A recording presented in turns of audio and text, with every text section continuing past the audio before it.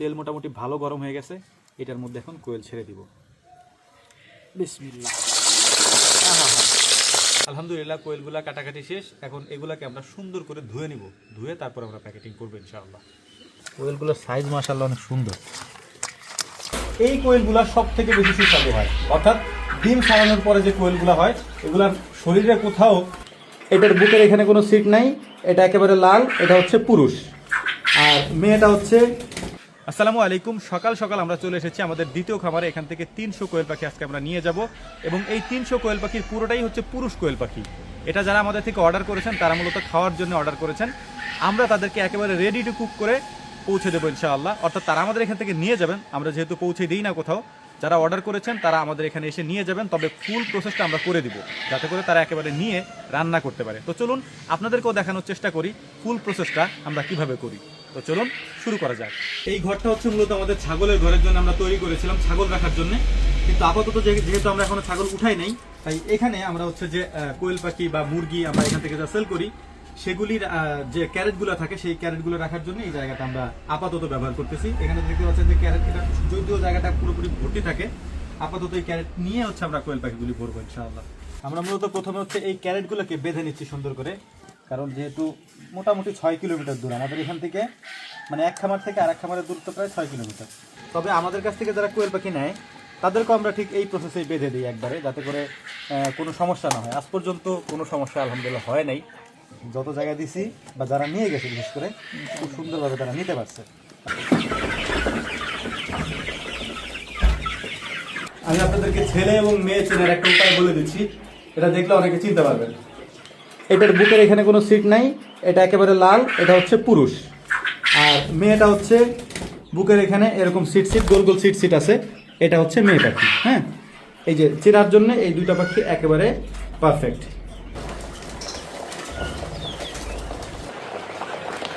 এটা কি তিন করে আছে না? বিসমিল্লাহির রহমানির রহিম। আলহামদুলিল্লাহ।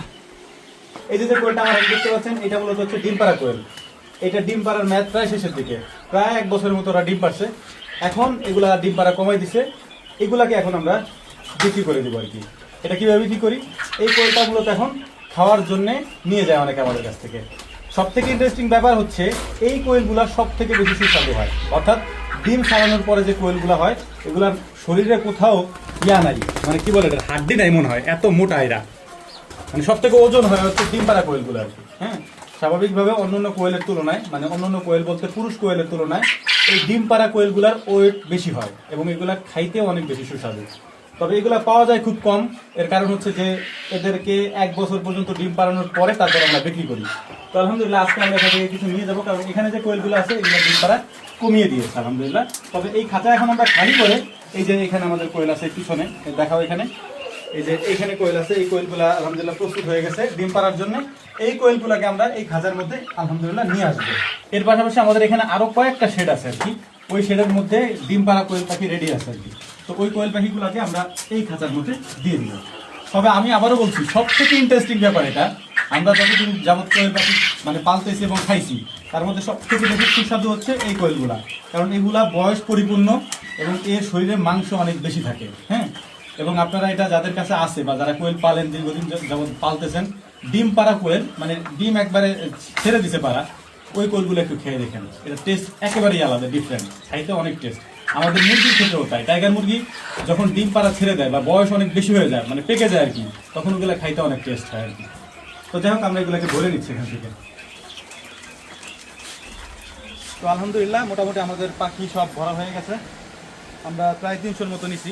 300 হবে না আমাদের, বেশি কম হইতে পারে, একটু বেশি কম হইতে পারে, 300-র মতো নিয়ে নিচ্ছে, বেশি হইতে পারে। তখন এগুলোকে ভ্যানের করে উঠে খামারের দিকে নিয়ে চলে যাবো। তো যাই হোক, গাড়ি চলে যাচ্ছে, গাড়ির মতো করে আমরা অন্য একটা ভ্যানে রওনা দিয়ে বাড়ির দিকে যাব। সকালে আসছি, অলমোস্ট প্রায় বিকাল হয়ে গেছে আর কি, কারণ এখানে আমাদের অন্য অন্য কাজ করতে হয়েছে। আর খামারে আসলে সকালে আসলে বিকালেই যাইতে হয়। তো যাব, খাওয়া দাওয়া করবো ইনশাআল্লাহ, তারপরে এগুলাকে কাটিং করতে হবে, এরপরে এগুলাকে ফ্রিজিং করতে হবে। আমি বাকিটাও দেখাচ্ছি ইনশাআল্লাহ। তো চলেন যাওয়া যাক আমাদের বাড়ির দিকে।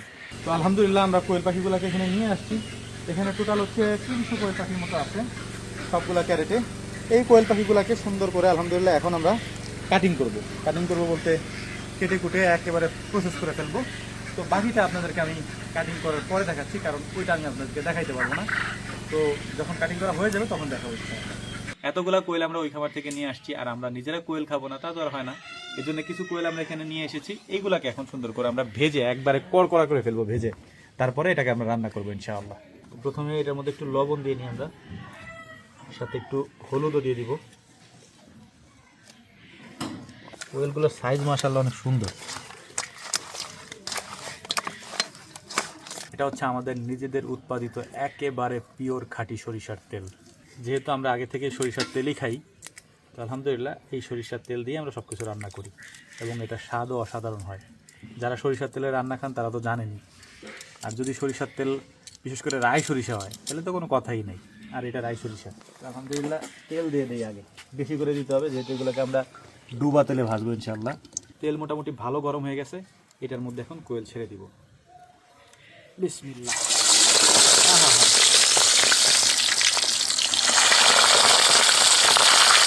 আওয়াজটাই সেই। তেল যেহেতু একটু বেশি গরম করে নিছি আমরা, এই জন্য হচ্ছে যে এখন সাথে সাথে এটাকে উল্টে পাল্টে দিতে হবে।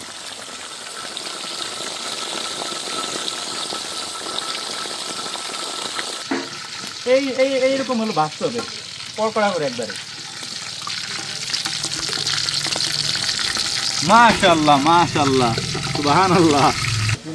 কিসের কি চিকেন মিকেন চিকেন উইংস খাওয়া লাগে না, কিছু খাওয়া লাগে, সব খাওয়া লাগে বাইরে। ভাই আগে পরে খাইছি কিন্তু এরকম টেস্ট পাইনি।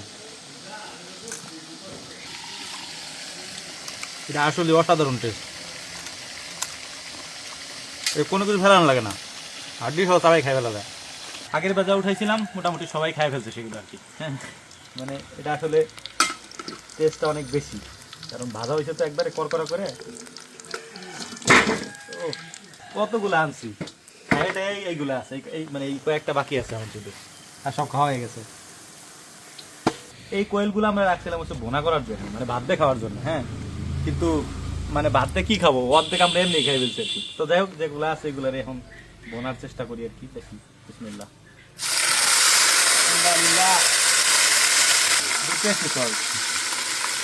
মশলাও দিয়ে দিলাম আলহামদুলিল্লাহ। মাশাআল্লাহ কি ঘ্রাণ। তো ভালো কথা, এই মশলাগুলো আমাদের মানে আমাদের নিজেদের হাতের তৈরি মশলা আর কি। একটু মিক্স করে নিই, তারপর একটু পানি দেওয়া লাগে। যদিও এগুলো এরকম মানে আমরা যে ভাইজা খাইছিলাম ওইটাই মজা লাগছিল বেশি, এটা কেমন লাগে জানি না, ভালোই লাগে, আগে পরে খাইছি।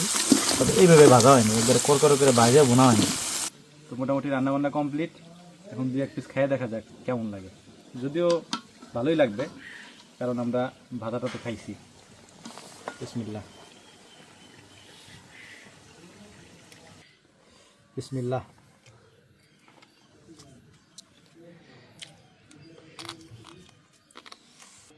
মোটামুটি 2-3 প্লেট খাওয়া যাবে, সমস্যা নেই। তবে কোয়েল পাখি যারাই খান অবশ্যই কোয়েল পাখিকে ভালোভাবে ভাজতে হবে, নইলে এর টেস্ট আপনি পাবেন না, বুঝবেনও না, কাঁচা কাঁচা লাগবে। আলহামদুলিল্লাহ কোয়েলগুলা কাটাকাটি শেষ, এখন এগুলাকে আমরা সুন্দর করে ধুয়ে নিব, ধুয়ে তারপর আমরা প্যাকেটিং করবো ইনশাআল্লাহ।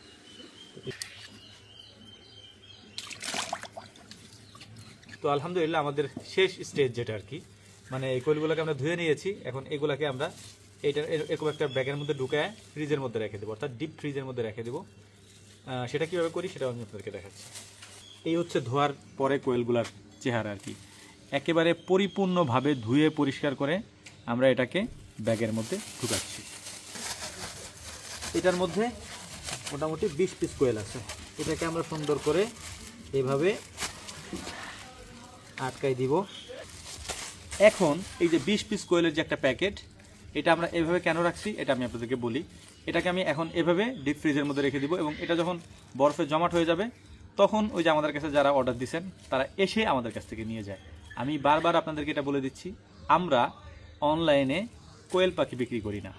যদি আপনাদের লাগে আমাদেরকে বলবেন, আমাদের যে নাম্বার দেওয়া আছে আমি আমার স্ক্রিনে নাম্বারগুলো দিয়ে দিব ভিডিওর স্ক্রিনে, তো ওইখান থেকে কল দিতে পারেন অথবা মেসেজ করে আপনি আমাদের কাছে বলতে পারেন। সেক্ষেত্রে আমরা এগুলোকে একেবারে full ready to cook process করে রেখে দিব ডিপ ফ্রিজের মধ্যে, আপনি আসবেন নিয়ে যাবেন। এটা আমরা করতে পারি। এগুলো হচ্ছে আমাদেরকে যারা বলেছিলেন তাদের জন্য আমরা করেছি, সাধারণত সচরাচর আমরা এভাবে করি না, তবে লাগলে বললে আমরা করে দিতে পারবো ইনশাআল্লাহ। তো যাই হোক, এটা এখন আমরা ডিপ ফ্রিজের মধ্যে রেখে আসি।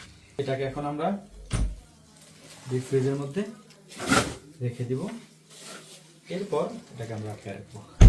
এভাবে আমাদের যে বাকি প্যাকেটগুলো আছে সেগুলো ফ্রিজের মধ্যে রেখে দিব। পরবর্তীতে যারা আমাদের থেকে নেবেন ওনাদেরকে আসলে আমরা দিয়ে দিব ইনশাআল্লাহ। এবং পরবর্তীতে ওনারা যদি অনেক দূরে কোথাও যায়, আমাদের এখানে বরফের ব্যবস্থা আছে, আমরা বরফিং করে সেটা দিয়ে দিতে পারবো ইনশাআল্লাহ। তো যাই হোক, আমাদের জন্য দোয়া করবেন। আসসালামু আলাইকুম রহমতুল্লাহ।